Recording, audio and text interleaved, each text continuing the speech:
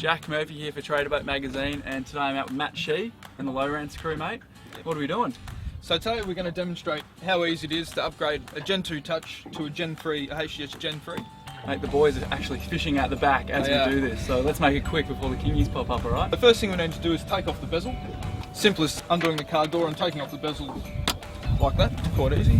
Next thing, you need a screwdriver. We've got 4 flush mount screws to mount into the dash. Just got to undo all 4 of those. And mate, while you're doing that, do you want to just give us a couple of what are the new features of this Gen 3? What are the main things?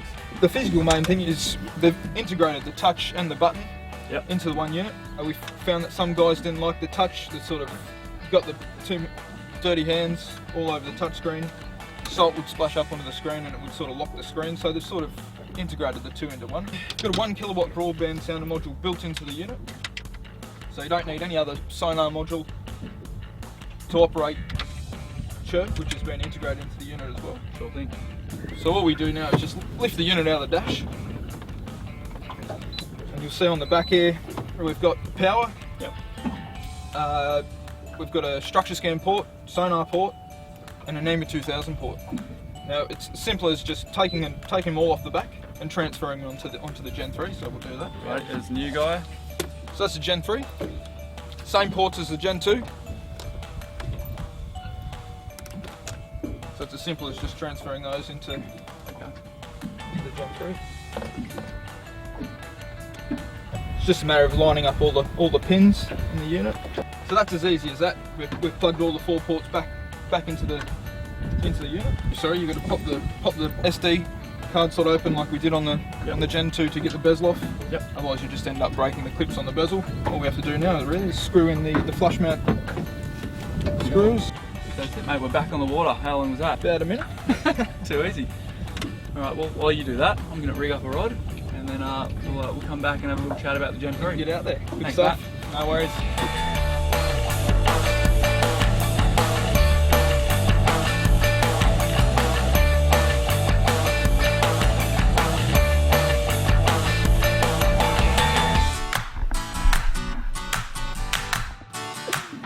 Here we are. So Matt, water kingy. I saw him busting up. Thought we'd head over to have a look at the action. Sort of missed the first lot because we had a bit of a friendly hookup by a feathered friend. We saw him sort of surface again and just put the little stick bait out, and he just jumped on it. couldn't have done it without the Gen 3, mate. Couldn't have done it without the Gen 3, mate. Put us right on top of the action.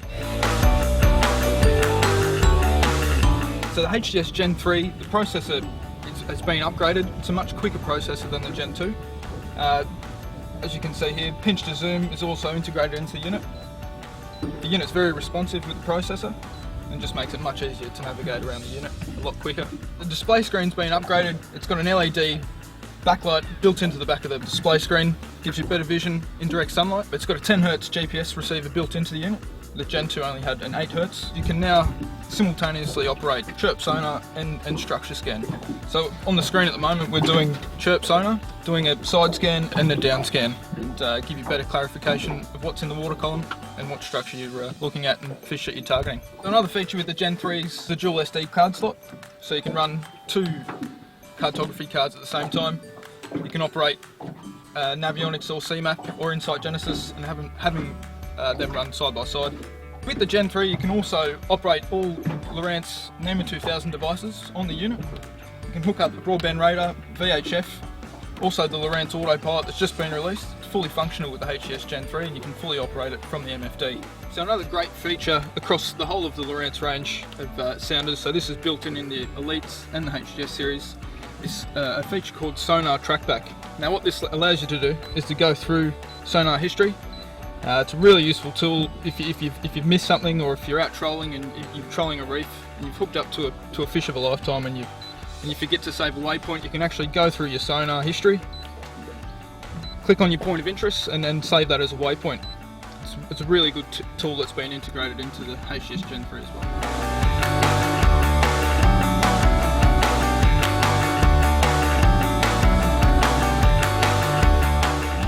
man Rodriguez now, the sugar man himself, mate. Matt ran me through some of the features of the new Gen 3. Mate, you've been going on about this Inside Genesis business. Tell me about it, what is it? Yeah, cool. So pretty much what Inside Genesis is, it's the ability, like if you want to go to a place that either has no mapping at all or is pretty poorly surveyed, you can go out there, do some survey and back and forth and record your own sonar logs, then upload it to our website, we'll create a map out of it, and then you can put it back onto your unit. Yeah. So the Stabycraft 1650 could essentially be the survey boat out here mapping this area if it hadn't been done before. Yeah, definitely.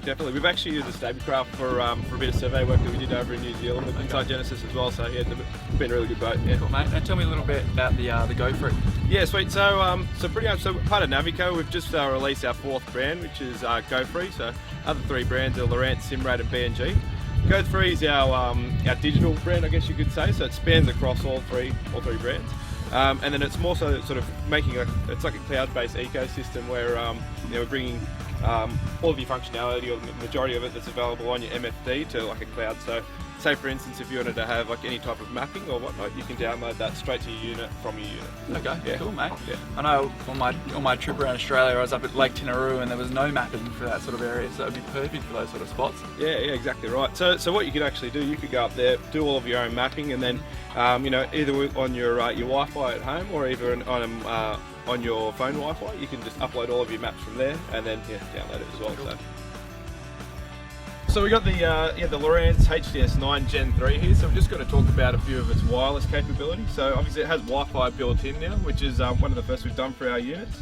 And then there's also a few other extra features in there, such as Go Free Shop. You have the ability to upload and download your sonar logs from Inside Genesis, and also have automatic software updates. So come over and we'll check it out. What we're going to do now is we're going to actually record a sonar log. So really simple process. All you have to do is open the SD card slot.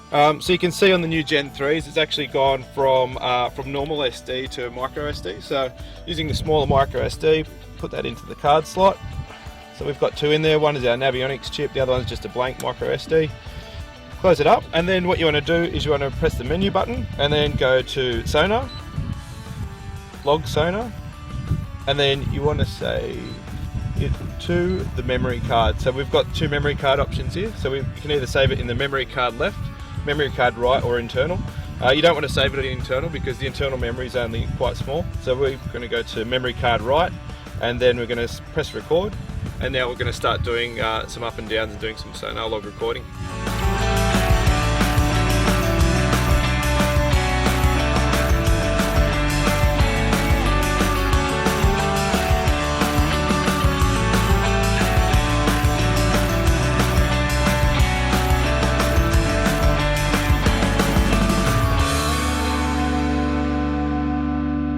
Thanks boys for coming along today. Thanks for having us, mate. Yeah. No worries. It was a great day. So she's got the Gen 3 in it now. I can't wait to have a proper play with it. Some pretty cool features, so I'm excited to hit the water again. Get out there and have a crack and see if we can get a few bigger ones.